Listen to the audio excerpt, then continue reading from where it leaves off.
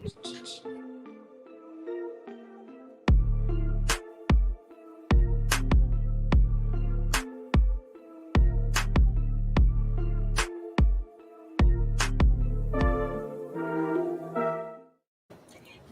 afternoon and welcome to another edition of Chime In Live. I'm your host, Meschida Philip, and I am so thrilled about today's discussion. It's all around Black narration, Black content, Black storytelling, and the importance of having the right critics who are now examining your work to reach the masses for cultural appropriation and a better understanding as far as the message that needs to be delivered in our films. And without further ado, I have my girl with me. Hi. Oh my God, I am so thrilled to have you here. Thank you. But before we start, I just wanted to say everyone who's looking on in the virtual world, who's tuning in from writing platform, who's tuning in from M Projects, both on Facebook and on YouTube, welcome to our space. And thank you again for coming back yet another Sunday to listen to me and all of my friends who are just dropping jewels. So how we normally do it here is we allow the guests to tell the people out there a little bit about themselves. Oh, goodness. Oh, no, see, that's the hard way because exactly. A little bit shy. I don't want to talk about myself. Exactly. I can read the bios and I can give you all the accolades, but I hate that. For me, I love, like, it's a Sunday evening or Sunday afternoon, I should say, and people are just in that mood of chilling. So we're not going to go the corporate way. We like to just I like to chill. Yeah, exactly. So the platform is all yours. Go right ahead and tell everyone who you are and what you're about. Thank you. So I am so honored to be here. What you do, Meschida, with your film festival and what you're doing here with this conversation, or these conversations, I think that you are just the bee's knees, okay? I'm Lonita Cook, and I am a professional film critic. I both contribute to written platforms as well as on air. I'm an author. I am also the president of the Johnson County Arts and Heritage Museum Foundation. And so a lot of my experience has been in the not-for-profit world, being on the boards of film festivals, our film society here. I've been a volunteer. I consider myself kind of ultimately a filmmaker supporter. I think that is the best way to describe me. I've always tried to put myself in spaces where I can champion filmmakers. And I think one of the ways that I get to do that is as a film critic. So I love it. I love it. For the people looking on out there, what exactly is a film critic? What do you do? What is the difference between what you do and a journalist? Well, so I believe that a film critic can be a journalist. A film critic can be a film enthusiast. A film critic can just be a dude or a chick at home that's super opinionated and they built themselves a platform. What I think a film critic is, and I do think it depends on who you ask, a filmmaker, a film critic is a liaison between the audience and the art. And so a film critic, I think, has to be kind of well-rounded in their knowledge, literature, automobiles, parenthood. You know, I think that if they have an understanding of life, then they make better critics. I like that. I like that. I mean, I know from from following your work, from monitoring everything. I have so much questions because every time you and I get on the phone, we are staying on for like 2 hours. We would say, "Can we call for 15 minutes?" And then 2 hours You are later. one of my favorite people to talk to. Absolutely. Likewise. But for people out there who are interested, so we're going to start with getting that part out, the development part out, for emerging youths who are looking for different career opportunities, or even for people who are in a different space career-wise and looking to transition into something new. How can one become a film critic? Wow. So I think there are many paths to film criticism. And I think that a lot of times artists use criticism as a stepping stone to their craft, whatever that may be. They really want to be DPs or they really want to be whatever, right? And criticism is a way to build a platform, kind of develop their voice, to connect with people and earn their trust. So I think there are many reasons to become a film critic and therefore many paths. For me, what it was is, like I said, I'm also a novelist. And I started writing during the transition from traditional publishing to when independent publishing or self-publishing started to be taken seriously. And so I had to learn the new landscape.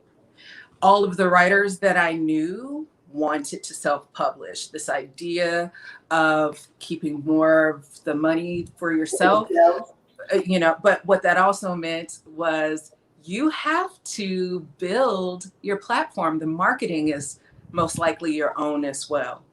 And so for me, what that meant is, okay, I have to build this platform and market, you know, and so I started reviewing books so that writers would trust me. But I was the kind of critic that would read your entire book. I didn't just read the first chapter, last chapter, jacket copy. I read your whole book. And so I took a long time. And so I wasn't publishing as much or as frequently as I wanted to. And I said, well, what can I do to increase my content?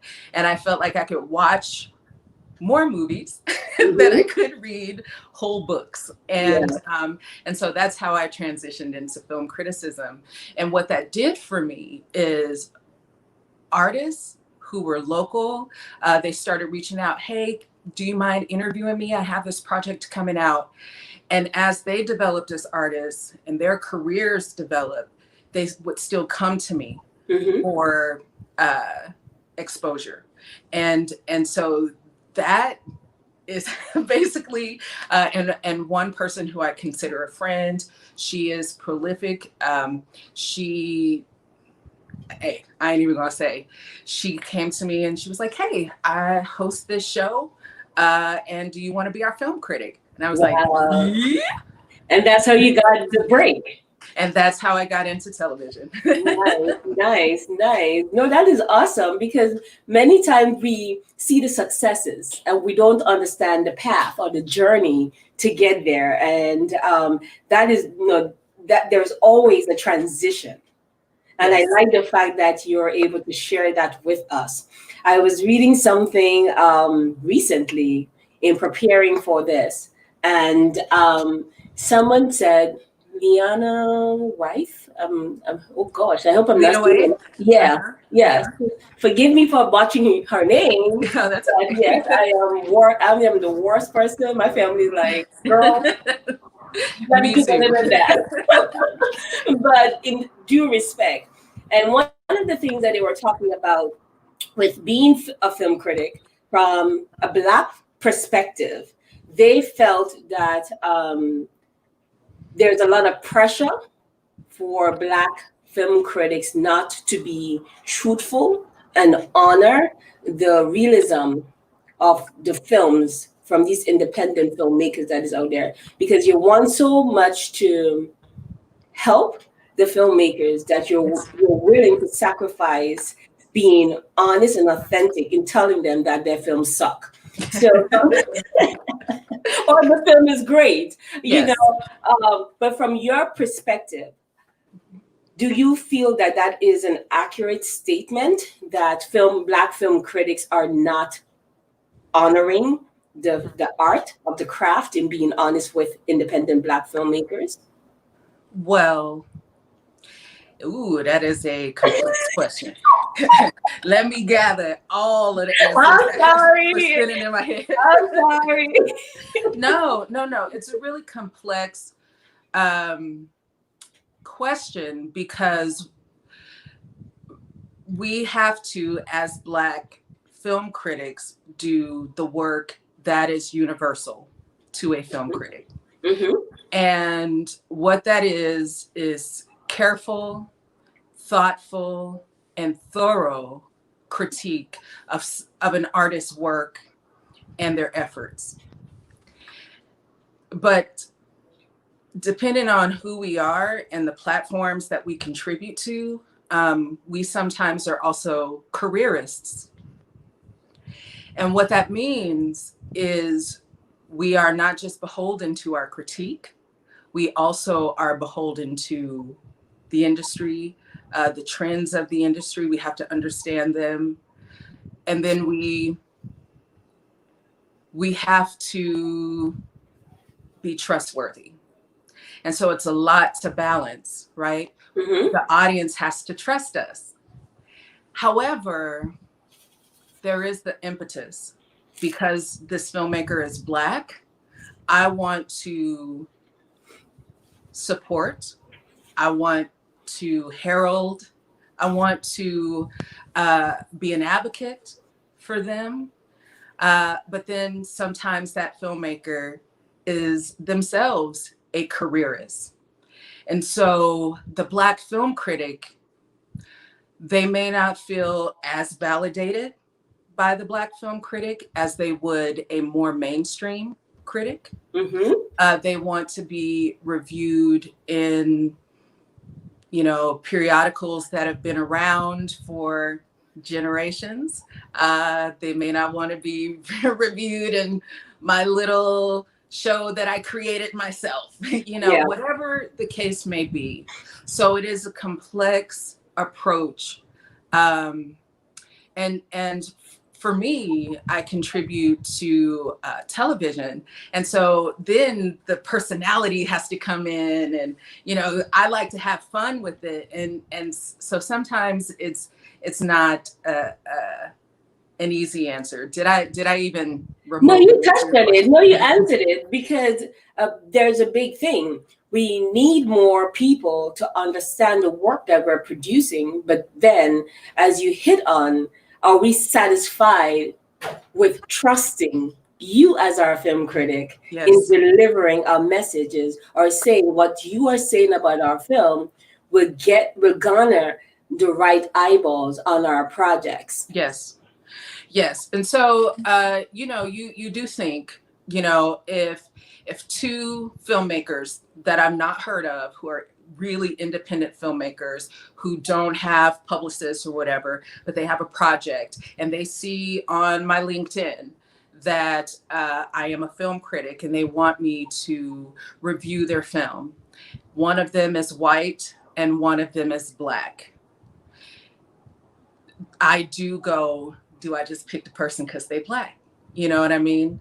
I want to support Black people, but I don't want to be discriminatory. Yeah. John, my club, trust me, we get you. You know, and so for me, what I do is lean on why I'm a film critic. I'm a film critic because I love watching movies. I love filmmakers. But the same reason I watch movies is the same reason I will review your film. That's right. It's got to have a great hook, good log line. I got to read it and go, oh my God, I really want to watch this, right? And so instead of saying I'm going to support this person just because they're Black, I'm going to say, I'm going to treat their work the same way I would treat anyone else. And then I have other things that I think about. I've had some experiences where, you know, a filmmaker will reach out to me that I don't know, and they're clearly sending out a form request. I was like, okay, so you just want some publicity where you can get it. You don't want me. And so my thing to my advice to the filmmaker, to the Black filmmaker, is really work that log line. Like, make it juicy, make me want to watch this film, right? And then make sure I'm the film critic for you. Know what I watch, what my genre is, because, you know, I don't review every single thing, like every single genre or every single story type. I love fantasy. I love sci-fi. If you have a horror film, I might not be the critic for you. So if you're a filmmaker, know that, because I say all the time, I'm not really a horror person, you know? So just know what critic you're reaching out to and what they like. You're dropping some jewels right here. And we have, because it's like everything else you do in life, right? If you're going for some kind of review, you need to do your research. You need to do your due diligence to understand that if there is a good fit. Yes. And if you don't know anything, there is just the 101 in marketing and just understanding life. The first, 30 seconds should hook you, or the first 2 pages should want, or 3 pages of a script should want that person to read more about your work. So there is a pattern. The log line serves as that calling card. And a lot of us are very indifferent. I'm not using the word lazy, but we're indifferent in putting in a lot of effort in ensuring that a log line can be reworked in a certain way to make sure that it really represents what your film is about, and not necessarily carving it in a way just to buy. Because if you're just doing something to buy, to buy likes, then it's going to do an adverse service to your film. You know, and I can't say what the best strategy is for your particular film, because I do think genre matters. I think that you might be able to cast a wider net if you're working in a comedy or a romantic comedy, you know, because most people enjoy romantic comedies. You know, they might think they're formulaic or whatever, but we all kind of like to sit back and have a little date night or whatever. So you may be able to cast a wider net. I think just be really strategic about your outreach. Yeah. No, this is awesome. We have a question from a partnering or a neighboring film festival in Trinidad, the Film and Folklore Film Festival. And that's right up your alley with the whole genre aspect of it. They are focusing on fantasies and the folklore stories. And the question from them is, why won't we trust the Black film critic? So I think that's in response to something I said. Yes. Okay. So, you know, I would have to explain a lot about my personal perspective about life as Black people in general. I'll try to be brief. I am fundamentally, I guess, a divorce and redesign Black philosophy kind of girl. And so I think I approach the world, I think about the world and Blackness, right? This thing we refer to as Blackness in a particular kind of way. And so what I think is, when we are looking for accolades, it is usually not from each other. And so when the Black film critic wants to critique your work from a perspective where we understand the experience of Blackness as we share it as a collective, because like we were talking about earlier, what I experienced as a Black woman in Kansas may not be the same as the chick in New York, or the chicken in Nigeria, like, I mean, right? But there is something shared about Blackness, and I think globally, right? And when we want to approach our criticism from that knowledge, sometimes that's not what the filmmaker wants. Okay? The filmmaker wants to be successful, right? Mm-hmm. Am I being too cryptic? No, you're not. You're not, because that's our world, and that's exactly how it's around. We have another comment here that says, "I love that we take the time to consider the overarching impact of our words, critiques, and intent." And then they have a follow-up stating that we are undoing the bigotry that has kept people of color on the margins, and that at times compromise in the mainstream system that hasn't cared about people of color, how people of color are represented. Yes. And while we were backstage, you and I somewhat kind of dazzle around this whole thing about representation of the stories and who is telling the stories. Yes. And who is critiquing the stories. Yes. Would you like to lend a response to this comment? Sure. So it asked me a question to help me focus my answer. Okay, so let's kind of dissect what he's saying. Yes. More or less, he or she is saying, because it's a coded here. It's almost like we have to, in a mainstream system that hasn't cared about people of color and how we are represented. Sure. Part of the leading thing for what we are doing, and we feel that because a lot of our films are not headed in mainstream, is because of that same thing. A lot of pride, a lot of encouragement, a lot of support, and the critiques, similar to what you are uttering, is not given to the films. So a lot of quality work is being stifled by the gatekeepers, who are the ones. Girl, you know we go there, right? So let me put it to you like this. As a critic, sometimes I feel I can say whatever I want about a superhero film, because I know no matter what I say, people are gonna go see it, right? I don't feel that way about the work of Black artists. I think that,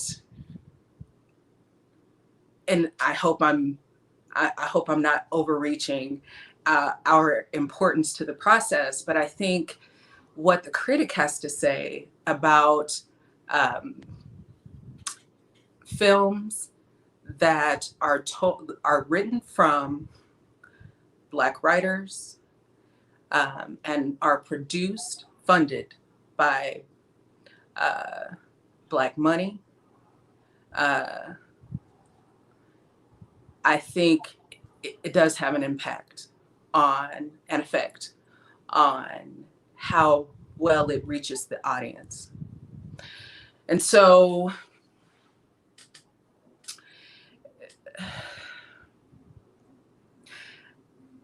I find it personally and professionally increasingly more difficult to critique Black movies, particularly as they stand against the mainstream Black movies. And I'm thinking movies like Harriet, okay, which was really controversial among people, but among critics too, because the movie was highly problematic. And so as a Black critic, you want to say, we have Black writers, we have Black producers, we have Black directors. And so and myself, there were actors from my hometown in this movie. And so you say, how critical, how honest in my criticism do I want to be about this film? But then the part of it that's problematic is how Black people are being represented historically, and how it's shaping the contemporary understanding of Black history, Black people, and how we move and shake socially. And it's like, what, what is this movie doing? And so when it's just the same, and I think we say duality, that we move throughout our everyday lives, you bring to your criticism. My definition of what Blackness is, what Blackness should be, what Blackness can be, may be different from what that artist thinks Blackness is and should be and could be. And so you have to think about all of these things.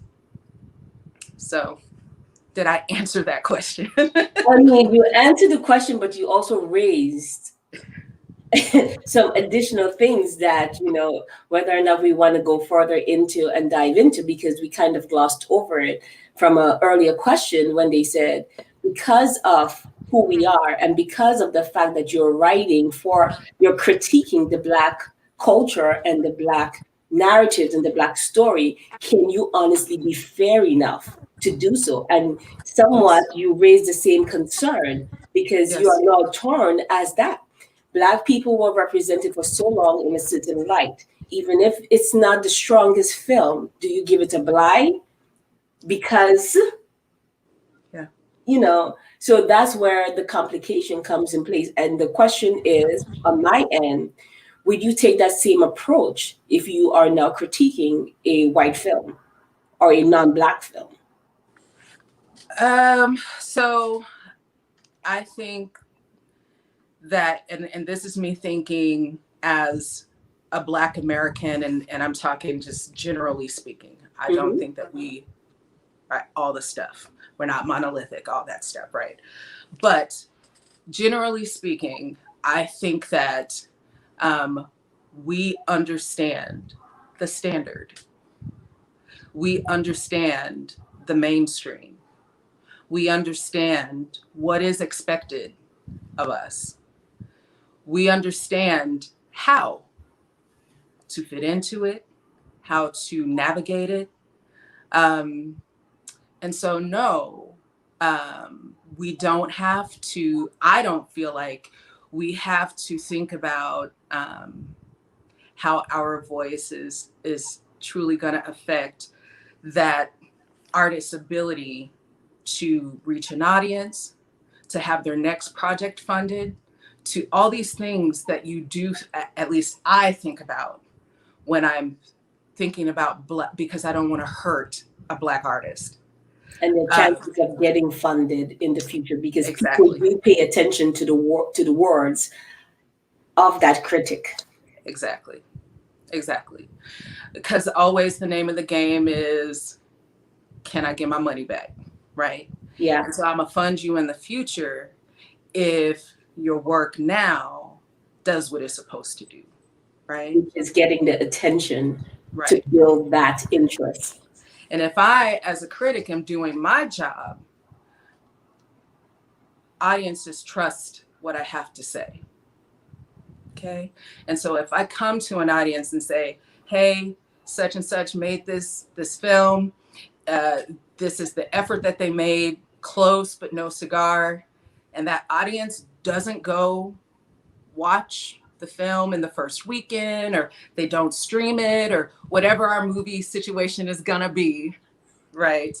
I think that has a bearing on what that filmmaker might be able to do, or how that filmmaker might be able to do it next time. Wow.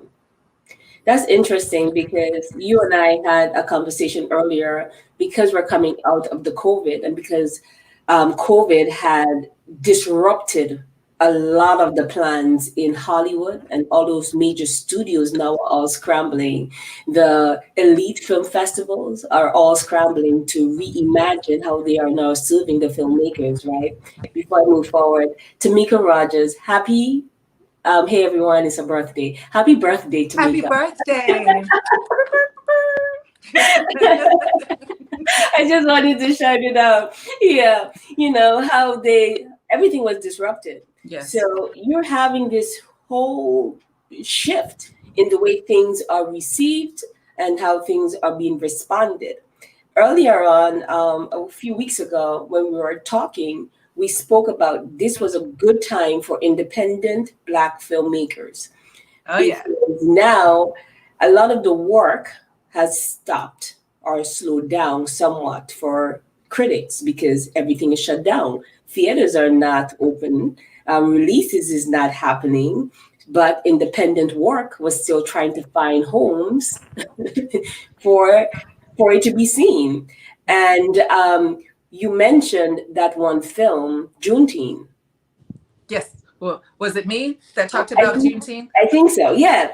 Or was it you? Or maybe I was watching another conversation. I'm not sure. But it's so many information coming. Forgive me if it wasn't you. Everything is all tied in together. But I think you and I maybe talked about Black Klansmen or Defy Bloods or something like that. Was that? Yeah. No? Okay. Not so much from whichever way, but Juneteenth got a lot of attention. Yes. And you're seeing now that, well, maybe it wasn't you. Maybe I was listening to a podcast or something like that. And they said, sorry about that, if I got my information all messed up, because it's a lot that's happening up here. Basically, they were saying, in regular time, this particular film, they felt would have been overlooked. Mm. You know what? Did you watch a panel that I was on? I think so. Yes. You see, I know there was some connection. Yes. So we talked about Juneteenth on a panel that I was on. Mm-hmm. And the thing is streaming is good. And it's good for the Black filmmaker. I think that particularly if you already had a project in the can, you know what I mean? It's like just distribution. That's what but the streaming platforms are hungry for it, right? Because they're trying to stake their claim. They're trying to make the most of this moment. This is their opportunity to get you to sign up, get your little $7.99 a month or whatever it is, right? And so they are hungry for content. And then also with the Black Lives Matter movement, it's like everybody's hungry for Black content. And which is crazy. Question for you. What is the role between the film critic and the distributors? How closely do you guys work together, or is this completely separated? I'm kind of going in because we don't understand these things. So, I would consider myself pretty low key. I'm a low key film critic. I'm not aggressive about it. There are some film critics who, do what they got to do. We have a relationship with the studios. They work with companies that reach out to us. Film critics are on lists. Now, pre-COVID, there were companies that represented films, the distribution of films, and they'd say, these are the opening dates, these are the events, press screenings that will happen, and you say, I want to see this, I want to see this, I'm going to go, and you go, and then you review the film, which is a great point, because it also makes it more difficult for me to say yes, or for us to say yes to independent filmmakers who contact us directly. Because I am a film critic. It's more difficult to review obscure. Let me do that. Obscure. Can you see that? Obscure titles. Obscure titles. Because, and this is pre-COVID, because since COVID, a lot of organizations have been like, all right, we're going to take a hiatus, give us a beat. And so publicists who represent these films have been able to reach out to us directly. Mm. Mm-hmm. Mm-hmm. So now there's a shift. A There little is bit of a shift. Yeah. Yeah.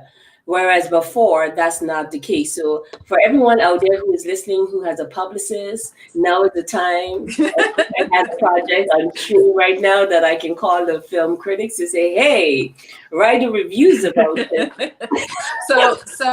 And here's the thing. Again, it is about what Relationships. we like, because the way it was before is we would get a list of the films in one great email, and we would get them once or twice a month, and we could go through the list and say, ooh, this is coming out, ooh, ooh, ooh, and see what we get a screening for, because not all markets are afforded the same screenings, right? We are also, when we are doing mainstream work, we are sometimes embargoed, which means we don't get to talk about the film or release our response to the film until the studio say, okay, all right, go do it. and it's for a number of different reasons, right? Now it's each individual film. We are being sent an email for each individual film. And so I know film critics who love documentaries, like love documentaries. For me, I believe, and this could just be my belief and I could be totally wrong, but the platforms that I contribute to, I can do a documentary here or there. Yeah. Got you. No, this is awesome. You're breaking it down, because I think a lot of times we are so uncertain about all of the ins and outs of how things really work in the back end. Yes. And a lot of us are not afforded the opportunity to have different people within our network who can now educate us on certain things. Like I could call you up and be like, hey girl. Yeah. Yeah, you can. That's not afforded to everyone else. And no one can call me to get her number, but that's my. But I'm like, hey, can you direct me?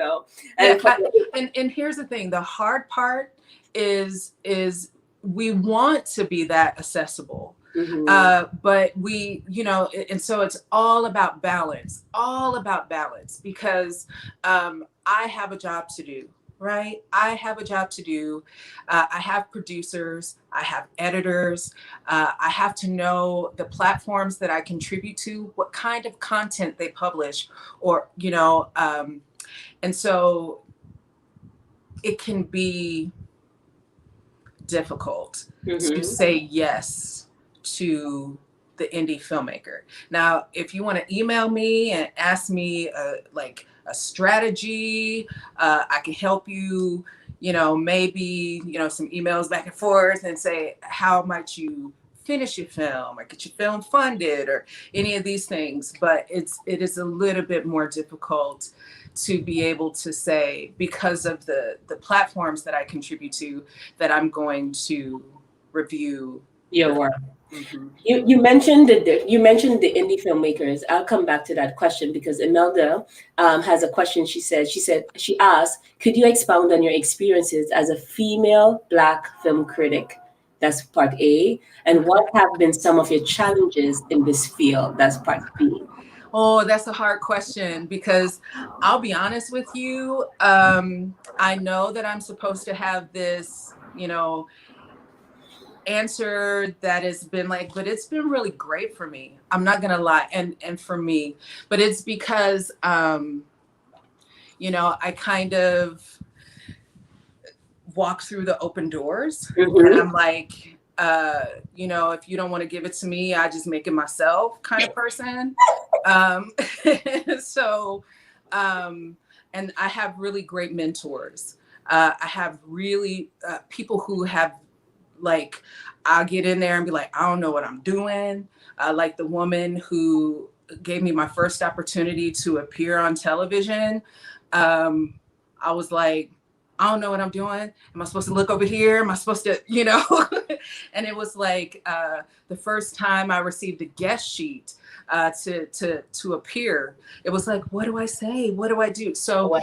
you know, just people have been really excellent in helping me because I am being educated by experience. My background, my educational background is as an actor. And I stopped acting back in the 90s, you know? So, and I attended American Musical and Dramatic Academy in New York. And so, you know, I don't know, you know, anything about anything, right? And that's how I've kind of felt. And so moving ahead, people have been really supportive. Another thing is that I try to stay very humble. I try to stay accessible because it's always somebody who outshining me. You know what I mean? But you know, people do come up to you and they recognize you from television. And, you know, that doesn't, I mean, I'm not like a celebrity or nothing like that. So girl, you can't celebrity. You are talented, okay? It doesn't happen so much where I feel, you know, by it. So I have had conversations with people, you know, filmmakers locally have been able to come up to me and say, what do you think about this? Or, you know, can you watch my film? I try to do those things. I try to be a real support for filmmakers and not just about myself. And so I think other people see that about me and are also willing to help me. There was another point I was going to make. It'll come back to me. It'll come back.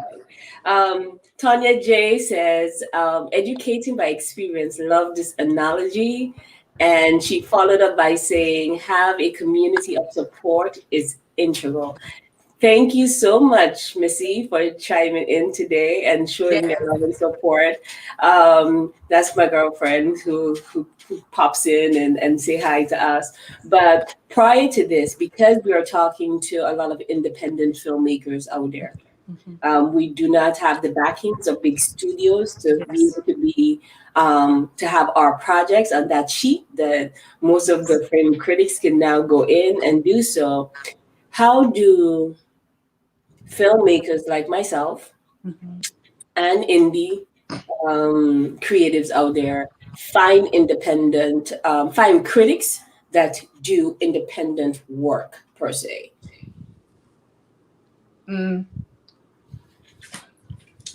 I will say like this, and you might get a different answer from a different critic. I was better able to serve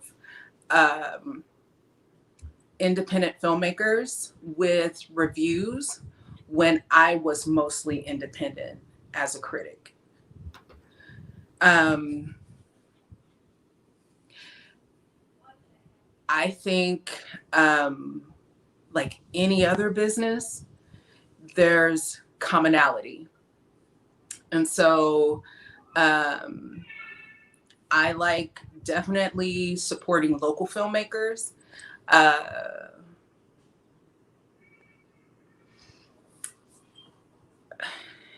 You know, because at times you think that race and gender are too broad of commonalities. If I say yes to everybody because they're Black and because they're a woman, I would be saying yes all the time. Exactly. And I won't be able to actually serve you. And I found myself doing that for a period where I would say yes, and I could never get to them, or I was getting to them so late that, you know, it was, you know, not useful to them. And so I had to say, I have to develop a stronger filter for people who just reach out. And that comes with experience. It really comes with experience and honing in on your craft. Because Yes. you're absolutely right when you said you cannot serve everyone. And you cannot be that person that says yes, because then your opinions now is also watered down and it's not valued and it's not as important anymore. Yes. I mean, and it's also, you want to be able to give the best quality service, right? And if I'm saying yes to you and 400 other people, you know, how am I really serving you?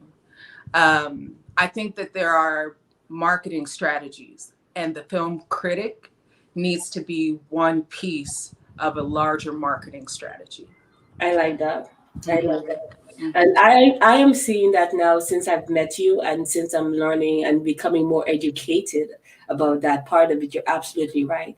That is something that has to be built into your marketing strategy, because without getting the word out there, the same as with a PR person and with all these people who can now help you frame your project better to be in front of more people.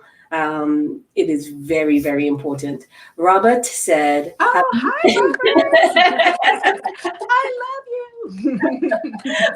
you." He said, "Have you ever had to reevaluate your opinion on a film that most people love, but that is now problematic in today's climate?" So I wouldn't say. I'm not gonna lie to you. I think that I give some measure for racism and sexism. I think the closest that I've come is when we hear these horrific things that stars that we love have actually done in their private lives.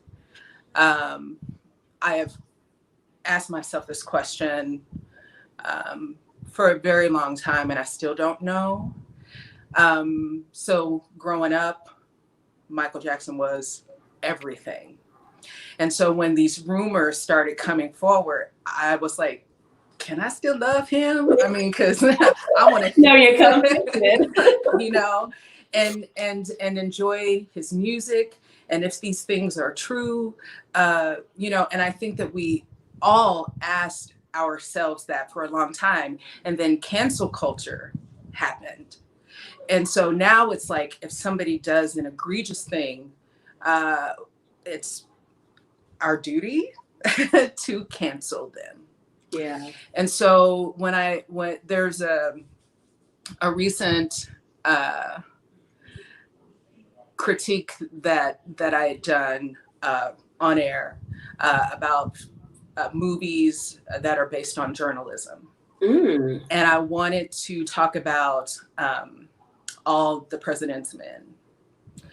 And William Goldman is I think one of history's best craftsmen as a writer. And that movie is just wow. But then the things that we've heard about Dustin Hoffman, I said, I don't know if I should, you know, talk about, you know, because I still want to like the movie, but maybe I shouldn't present that. And so we absolutely, I personally have pivoted. Now, I did talk about His Girl Friday, which I think is amazing. The, you know, wit, quick dialogue is just fantastic. I love this movie, but it is kind of racially charged, and I still reviewed it, you know. So it depends.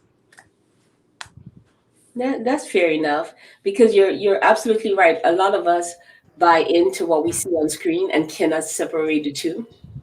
And as people who are in the industry and understanding that hey, we are doing a job here. We are creating what you're saying, sometimes the fantasies, depending on the genre. And these are fictional characters that is created.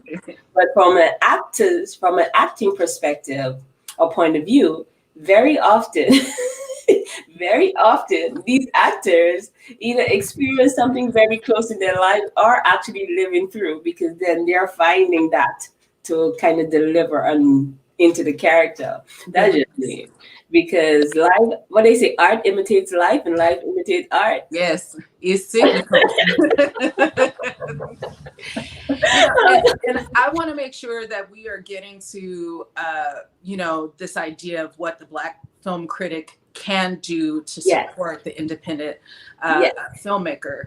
I think the best thing that we can do is be honest about your work.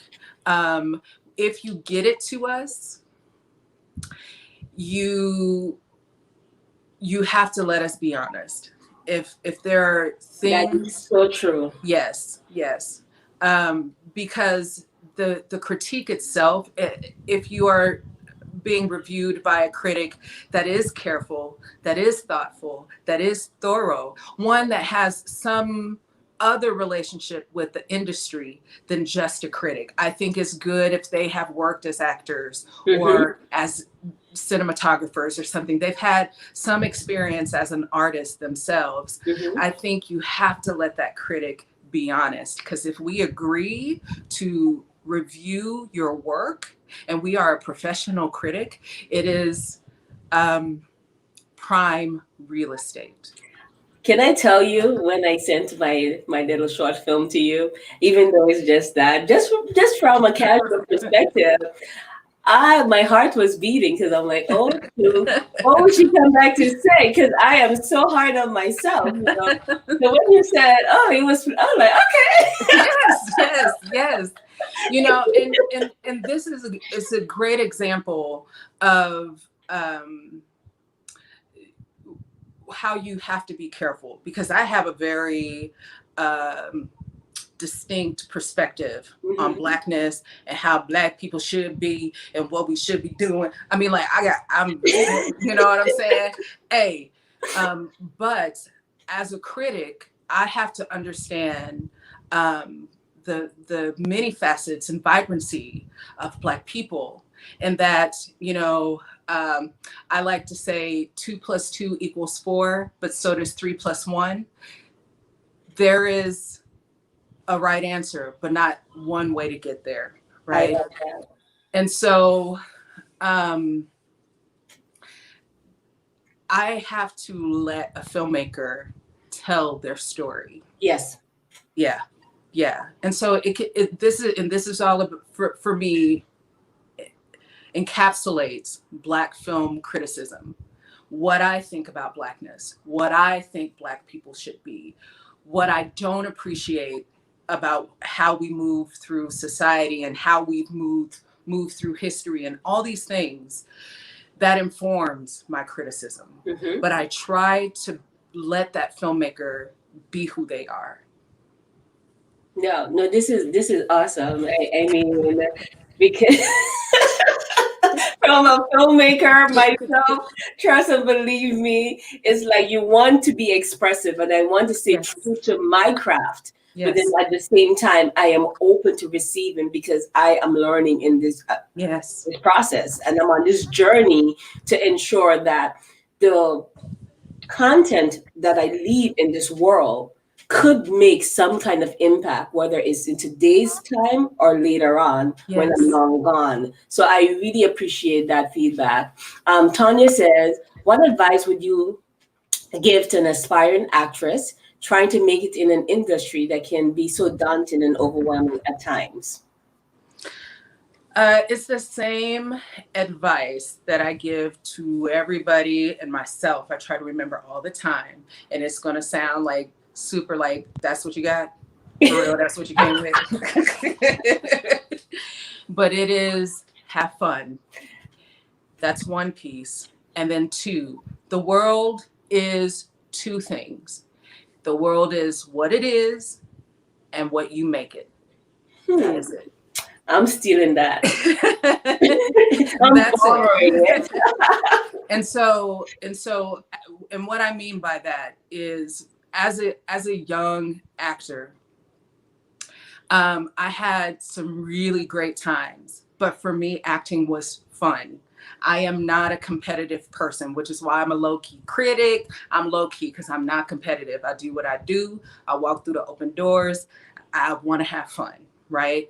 I'm not trying to cutthroat nobody. You know what I'm saying? That's not how I move and shake. In my personality, or in my position within the industry. I just, just pretty chill.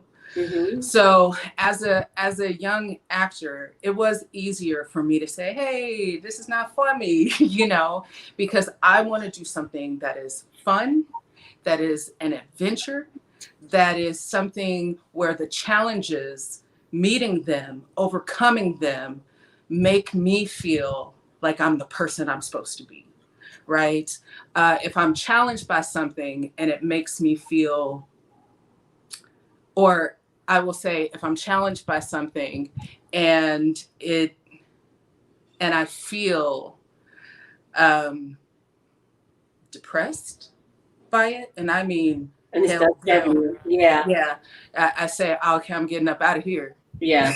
Yeah. I agree. I totally agree. A big part of myself and my own personal growth and journey is the fact that whenever I am doing something, I throw everything into it. And I'm constantly reminded by friends and my family, have fun in the process, because I am so focused, but I have to have fun in the process. And you're absolutely right. Yes. Something is not serving you, you have to leave it alone. Yes. The time is coming by so quickly. I told you, right? The hour flies by so fast. Andrea asked the question. She said that based on your experience, then do you think audiences should separate the art from the artist? That's what we were talking before. Oh. Art imitates life. It depends. Okay. I think it's based on that individual's constitution. What can you accept? I ain't never letting Michael Jackson go. Okay.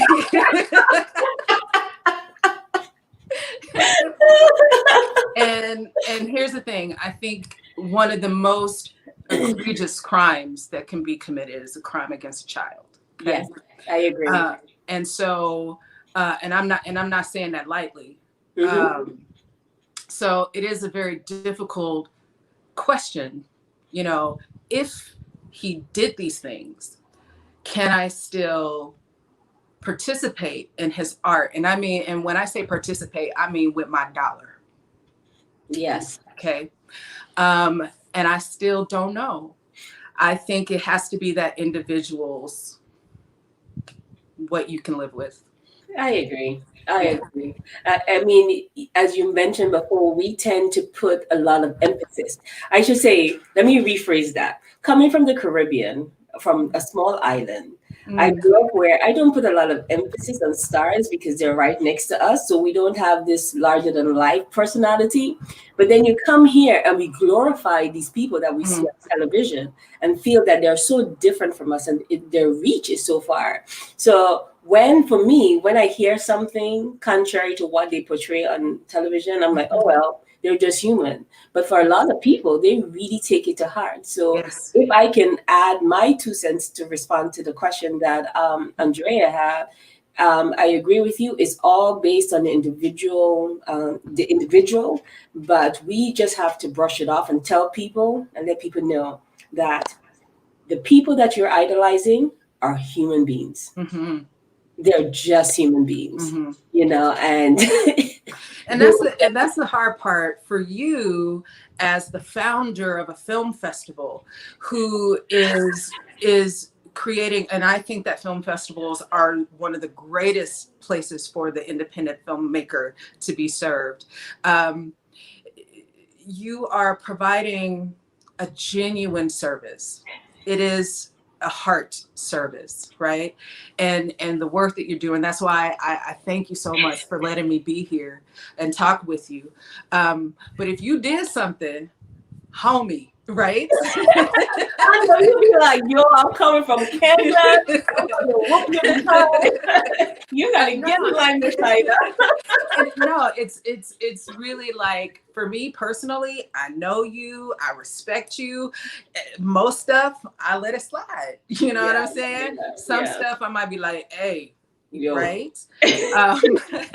And then it's also for us as individuals, like I always have to think about the stuff that may not be perfect that I've done, that I might not want everybody to know. I drive without my shoes on.